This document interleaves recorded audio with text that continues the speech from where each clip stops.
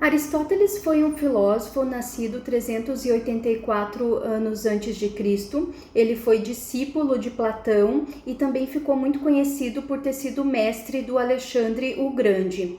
E, enquanto filósofo, ele estudou quase todas as áreas de conhecimento disponíveis na sua época, desde poesia, biologia, ética, política, matemática, metafísica, física, enfim.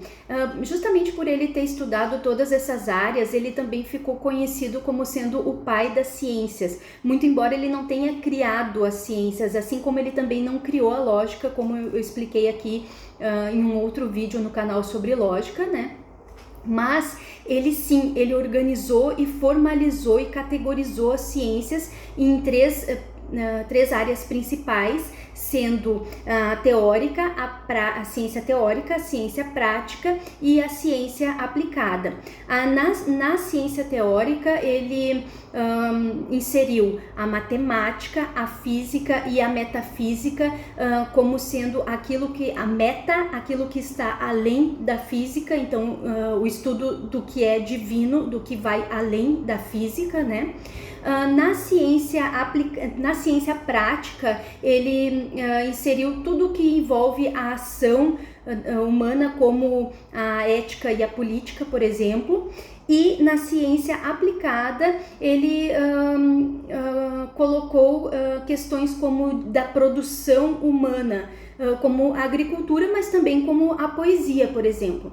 Então, por ele ter separado e categorizado as ciências e organizado isso em obras, né, que ele deixou muitas obras escritas, ao contrário de Sócrates, por exemplo, que foi o mestre de Platão, que não deixou nada escrito, Aristóteles deixou obras extensas, onde ele organizava todas as ciências, né? E por isso ele ficou conhecido como sendo o pai das ciências. E a lógica é uma área que ele não categorizou como ciência, mas é uma área de estudo da filosofia, que também pode ser utilizada como um instrumento para o desenvolvimento das ciências, né? E também outra área que ele tratou como se fosse, de forma muito aplicada, como se fosse uma ciência, foi a chamada retórica. A retórica, traduzida do grego, é a arte, pode ser traduzida como a arte do bem falar. Também não foi criada por Aristóteles, ela já era utilizada, por exemplo, pelos sofistas, que eram mestres itinerantes que aceitavam dinheiro em troca de passar o conhecimento. Porém, esses sofistas, eles ficaram conhecidos por utilizar esses argumentos, eles utilizavam a arte do bem falar como uma forma de convencimento, sem, no entanto, buscar a verdade. Nem sempre os argumentos que eles utilizavam e os resultados que eles chegavam eram verdadeiros, ao contrário de Sócrates, por exemplo, que eu também falei aqui num vídeo no canal do método socrático, né?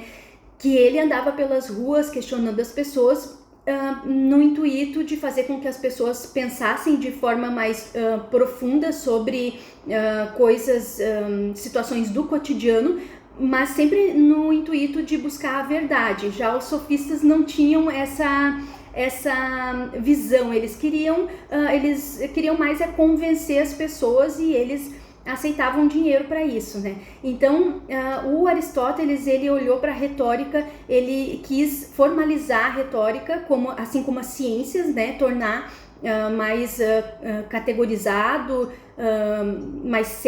tornar o assunto mais sério, que estava meio desgastado por conta dos sofistas, e por isso ele também separou a retórica em três etapas principais, que são o ethos, o logos e o pathos.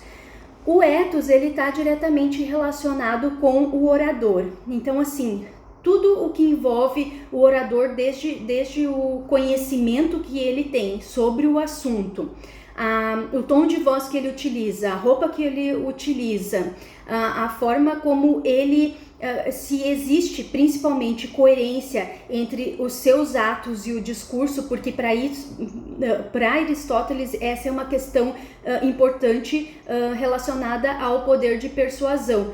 os atos têm que estar de acordo com o discurso. Então, o ethos, ele fala especificamente do orador.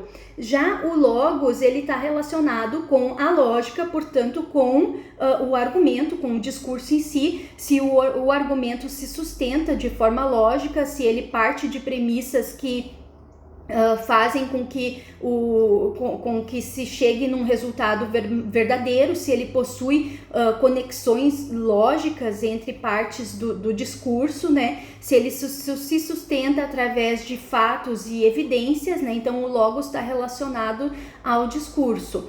Enquanto o pathos, ele já está relacionado ao público e à emoção que esse discurso causa nesse público. Então, para a utilização do pathos é muito importante que o orador ele estude sobre a cultura da plateia, sobre seus valores, sobre suas crenças, para que então ele possa causar um tipo de emoção positiva que vá contribuir para o convencimento acerca desse discurso, porque caso ele não estude sobre os valores e as crenças desse público, ele pode inclusive causar algum mal-estar, uma ofensa, alguma coisa nesse sentido. Por isso que é muito importante também que se conheça o público para o qual se está discursando, né?